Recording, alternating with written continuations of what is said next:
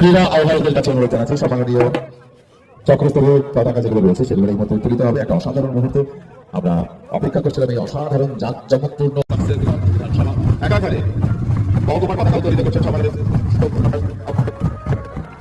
করার জন্য আমাদের মাঠ জুড়ে আতশবাজির শব্দ এবং এই শব্দ আনন্দের শব্দ, উল্লাসের শব্দ।